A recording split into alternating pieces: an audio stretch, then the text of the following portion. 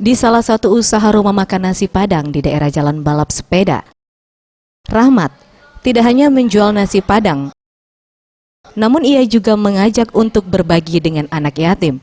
Ia membuka donasi untuk bersedekah kepada anak yatim piatu di Palembang setiap hari Jumat dengan cara membagikan nasi Padang ke 2 atau 3 panti asuhan di seluruh kota Palembang. Rahmat mengatakan, bagi yang mau ikut bersedekah bisa datang memberikan donasi. Jadi di sini memang ada program namanya Jumat Berkah. Jadi di sini setiap hari Jumat itu kita ngadain donasi, open donasi. Jadi setiap orang jadi bisa donasi ke kita.